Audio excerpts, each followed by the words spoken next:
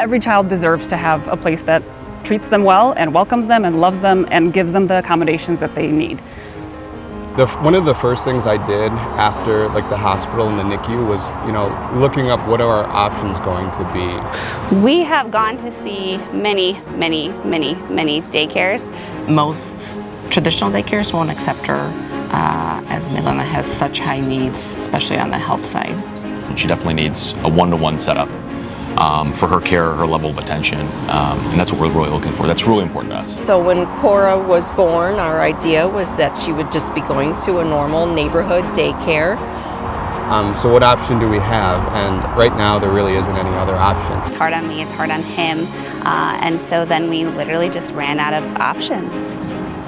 There are so many great child care centers in our area, ones that I would trust my own kids with. But when it comes to kids with special needs, they're just not well supported. She's nonverbal, so you really have to understand her cues and really be focused and attentive on her needs. Because you can look away for just a couple seconds and, she may scratch her face or may just do things she shouldn't be doing. So I've been a pediatric occupational therapist for 9 years, and I've seen so many children with medical concerns, behavior concerns. They'll try a daycare sometimes, and after a while they realize, we really can't support your child. Or we have kids that get turned away at the door because, we can't take feeding tubes, we don't have experience with trachs, things like that. And this idea started during a therapy session when I was struggling with a little girl named Maddie, and she was struggling in her daycare, and I thought, we just need a place for kids like her. So I decided to do something about it. If I wanted to put him in one of those daycares that we saw, I would have to pay for the daycare and then hire my own aide and pay that aide a substantial wage. So I'm paying double time, basically.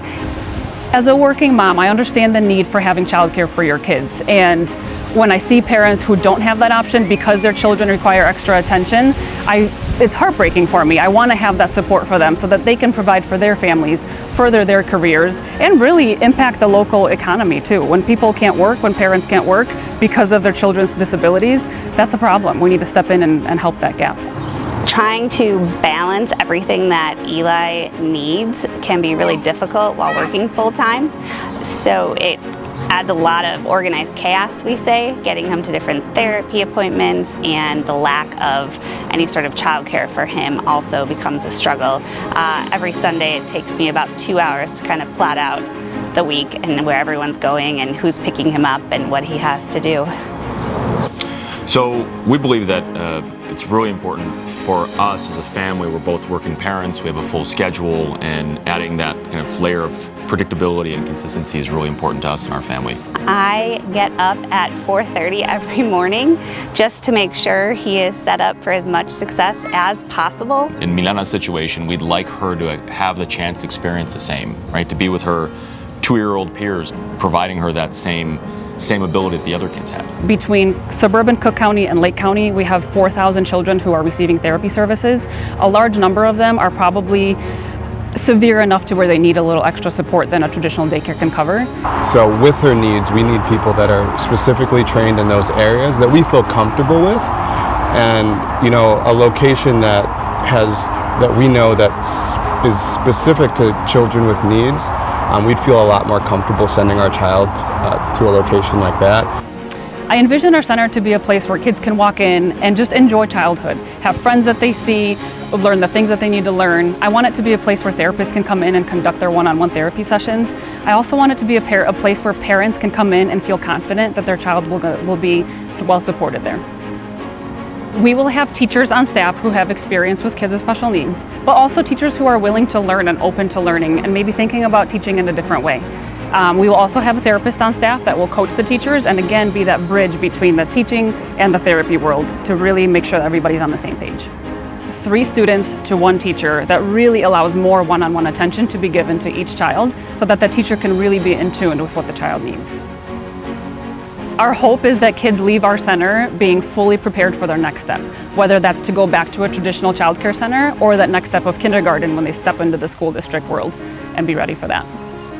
I think Milena's day at a daycare could be full of activities, eating with the kids together, playing, listening to the teacher, reading.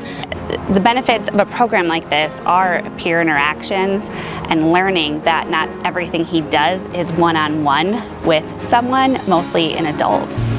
When we can support kids with all their needs, they are going to maximize their development. When we can give them all the things that their bodies need or avoid the things that their bodies can't handle, we know that they're going to be at their maximum potential for learning and enjoying childhood. It would change my life because I would feel a greater amount of safety of where he's at amongst people who are trained in working with his needs. And I think it would make me feel less stressed all the time. We can focus on our obligations and responsibilities outside of just providing care for her. Provide her with everything she can get. That she would get the best. Like I did my job as a mom. He would have more laughter, bigger smiles, and experience more freedom.